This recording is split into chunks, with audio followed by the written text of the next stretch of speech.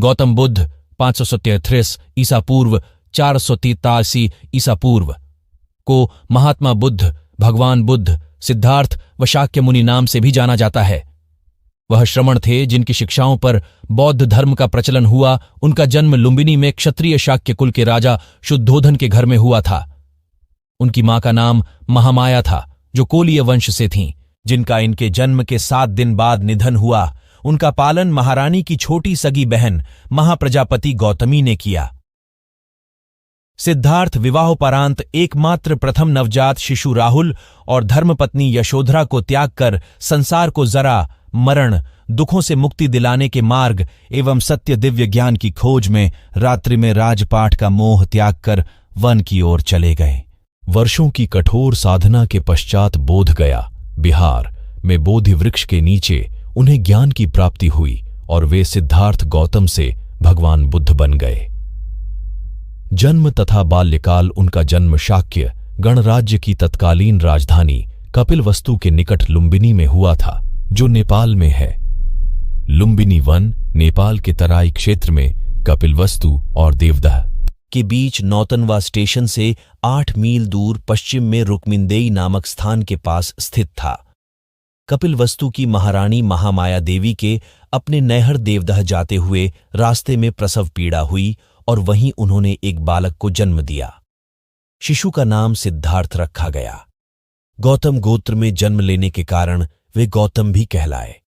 क्षत्रिय राजा शुद्धोधन उनके पिता थे। परंपरागत कथा के अनुसार सिद्धार्थ की माता का उनके जन्म के 7 दिन बाद निधन हो गया था। उनका पालन पोषण उनकी मौसी और शुद्धोधन की दूसरी रानी महाप्रजावती गौतमी ने किया। शिशु का नाम सिद्धार्थ दिया गया, जिसका अर्थ है वह जो सिद्धि प्राप्ति के लिए जन्मा हो। जन्म समारोह के दौरान साधु दृष्टा आसित ने अपने पहाड़ के निवास से घोषणा की, बच्चा या तो एक महान राजा या एक महान पवित्र पथ प्रदर्शक बनेगा। शुद्धोधन ने 5वें दिन एक नामकरण समारोह आयोजित किया और 8 ब्राह्मण विद्वानों को भविष्य पढ़ने के लिए आमंत्रित किया। सभी ने एक सी दोहरी भविष्यवाणी की कि बच्चा या तो एक महान राजा या एक महान पवित्र आदमी बनेगा। दक्षिण मध्य नेपाल में स्थित लुम्बिनी में उस स्थल पर महाराज अशोक ने 30वीं शताब्दी ईसा पूर्व बुद्ध के जन्म की स्मृति में एक स्तंभ बनवाया था। बुद्ध का जन्म दिवस व्यापक रूप से कई देशों में मनाया जाता है। सिद्धार्थ का मन बचपन से ही करुणा और दया का स्रोत था। इसका परिचय उनके आरंभिक जीवन की अनेक घटनाओं से पता चलता है। घुड़दौड़ में जब घोड़े दौड़ते और उनके मुंह से झाग निकलने लगता तो सिद्धार्थ उन्हें थका जानकर वहीं रोक देता और जीती हुई बाजी हार जाता। खेल में भी सिद्धार्थ को खुद हार जाना पसंद था, क्योंकि किसी को हराना और किसी का दुखी होना उससे नहीं देखा जाता था। सिद्धार्थ ने चचेरे भाई देवदत्त द्वारा तीर से घायल किए गए हंस की सहायता की और उसके प्राणों की रक्षा की। शिक्षा एवं विवाह सिद्धार्थ ने राजकाज और युद्ध विद्या की भी शिक्षा ली। कुश्ती, घुड़दौड़, तीर कमान, रथ हाँकने में कोई उसकी बराबरी नहीं कर पाता। 16 वर्ष की उम्र में सिद्धार्थ का कन्या यशोधरा के साथ विवाह हुआ। पिता द्वारा रथुओं के अनुरूप बनाए गए वैभवशाली और समस्त भोगों से युक्त महल में वे यशोधरा के साथ रहने लगे, जहां उनके पुत्र राहुल का जन्म हुआ। लेकिन विवाह के बाद उनका मन वैराग्य में चला और सम्यक सुख शांति के लिए उन्होंने अपने परिवार का त्याग कर दिया। विरक्ति राजा शुद्धोधन ने सिद्धार्थ के लिए भोग विलास का भरपूर प्रबंध कर दिया। 3 रथुओं के लायक 3 सुंदर महल बनवा दिए। वहां पर नाच गान और मनोरंजन की सारी सामग्री जुटा दी गई। दास दासी उसकी सेवा में रख दिए गए। पर ये सब चीजें सिद्धार्थ को संसार में बांधकर नहीं रख सकीं। वसंत ऋतु में एक दिन सिद्धार्थ बगीचे की सैर पर निकले। उन्हें सड़क पर एक बूढ़ा आदमी दिखाई दिया। उसके दांत टूट गए थे, बाल पक गए थे, शरीर टेढ़ा हो गया था। हाथ में लाठी पकड़े धीरे धीरे कांपता हुआ वह सड़क पर चल रहा था। दूसरी बार कुमार जब बगीचे की सैर को निकला तो उसकी आंखों के आगे एक रोगी आ गया। उसकी सांस तेजी से चल रही थी, कंधे डीले पड़ गए थे, बाहें सूख गई थीं। पेट फूल गया था, चेहरा पीला पड़ गया था। दूसरे के सहारे वह बड़ी मुश्किल से चल पा रहा था। तीसरी बार सिद्धार्थ को एक अर्थी मिली। 4 आदमी उसे उठाकर लिए जा रहे थे। पीछे पीछे बहुत से लोग थे। कोई रो रहा था, कोई छाती पीट रहा था, कोई अपने बाल नोच रहा था। इन दृश्यों ने सिद्धार्थ को बहुत विचलित किया। उन्होंने सोचा कि धिक्कार है जवानी को जो जीवन को सोख लेती है, धिक्कार है स्वास्थ्य को जो शरीर को नष्ट कर देता है, धिक्कार है जीवन को जो इतनी जल्दी अपना अध्याय पूरा कर देता है। क्या बुढ़ापा, बीमारी और मौत सदा इसी तरह होती रहेगी सौम्य? चौथी बार कुमार बगीचे की सैर को निकला तो उसे एक सन्यासी दिखाई पड़ा। संसार की सारी भावनाओं और कामनाओं से मुक्त प्रसन्न चित्त सन्यासी ने सिद्धार्थ को आकृष्ट किया। महाभिनिष्क्रमण सुंदर पत्नी यशोधरा, दुधमुहे राहुल और कपिलवस्तु जैसे राज्य का मोह छोड़कर सिद्धार्थ तपस्या के लिए चल पड़े। वह राजगृह पहुंचे, वहां भिक्षा मांगी। सिद्धार्थ घूमते घूमते आलार कालाम और उद्दक रामपुत्र के पास पहुंचे। उनसे योग साधना सीखी, समाधि लगाना सीखा, पर उससे उसे संतोष नहीं हुआ। वह उरुवेला पहुंचे और वहां पर तरह तरह से तपस्या करने लगे। सिद्धार्थ ने पहले तो केवल तिल चावल खाकर तपस्या शुरू की, बाद में कोई भी आहार लेना बंद कर दिया। शरीर सूख कर कांटा हो गया। 6 साल बीत गए तपस्या करते हुए। सिद्धार्थ की तपस्या सफल नहीं हुई।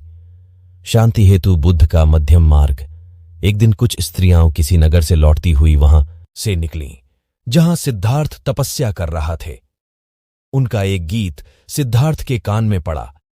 वीणा के तारों को ढीला मत छोड़ दो, ढीला छोड़ देने से उनका सुरीला स्वर नहीं निकलेगा, पर तारों को इतना कसो भी मत कि वे टूट जाएं।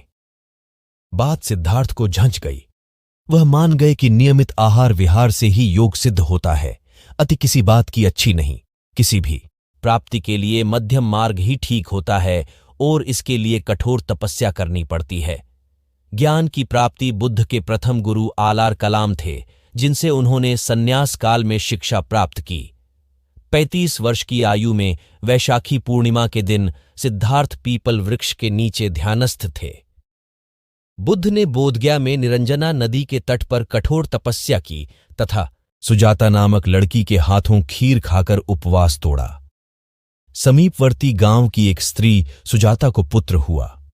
वह बेटे के लिए एक पीपल वृक्ष से मन्नत पूरी करने के लिए सोने के थाल में गाय के दूध की खीर भरकर पहुंची। सिद्धार्थ वहां बैठा ध्यान कर रहा था। उसे लगा कि वृक्ष देवता ही मानो पूजा लेने के लिए शरीर धरकर बैठे हैं।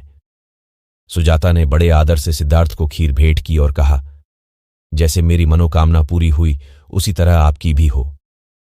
उसी रात को ध्यान लगाने पर सिद्धार्थ की साधना सफल हुई। उसे सच्चा बोध हुआ। तभी से सिद्धार्थ बुद्ध कहलाए। जिस पीपल वृक्ष के नीचे सिद्धार्थ को बोध मिला वह बोधि वृक्ष कहलाया और गया का समीपवर्ती वह स्थान बोध गया। धर्म चक्र प्रवर्तन वे 80 वर्ष की उम्र तक अपने धर्म का संस्कृत के बजाय उस समय की सीधी सरल लोकभाषा पाली में प्रचार करते रहे। उनके सीधे सरल धर्म की लोकप्रियता तेजी से बढ़ने लगी। 4 सप्ताह तक बोधि वृक्ष के नीचे रहकर धर्म के स्वरूप का चिंतन करने के बाद बुद्ध धर्म का उपदेश करने निकल पड़े। आषाढ़ की पूर्णिमा को वे काशी के पास मृगदाव, वर्तमान में सारनाथ, पहुंचे। वहीं पर उन्होंने सर्वप्रथम धर्मोपदेश दिया और प्रथम 5 मित्रों को अपना अनुयायी बनाया और फिर उन्हें धर्म प्रचार करने के लिए भेज दिया। महाप्रजापति गौतमी, बुद्ध की विमाता, को सर्वप्रथम बौद्ध संघ में प्रवेश मिला। आनंद बुद्ध का प्रिय शिष्य था। बुद्ध आनंद को ही संबोधित करके अपने उपदेश देते थे। महापरिनिर्वाण पाली सिद्धांत के महापरिनिर्वाण सूत्र के अनुसार 80 वर्ष की आयु में बुद्ध ने घोषणा की कि वे जल्द ही परिनिर्वाण के लिए रवाना होंगे। बुद्ध ने अपना आखिरी भोजन, जिसे उन्होंने कुंडा नामक एक लोहार से एक भेंट के रूप में प्राप्त किया था, ग्रहण लिया, जिसके कारण वे गंभीर रूप से बीमार पड़ गए। बुद्ध ने अपने शिष्य आनंद को निर्देश दिया कि वह कुंडा को समझाए कि उसने कोई गलती नहीं की है। उन्होंने कहा कि यह भोजन अतुल्य है। उपदेश भगवान बुद्ध ने लोगों को मध्यम मार्ग का उपदेश किया।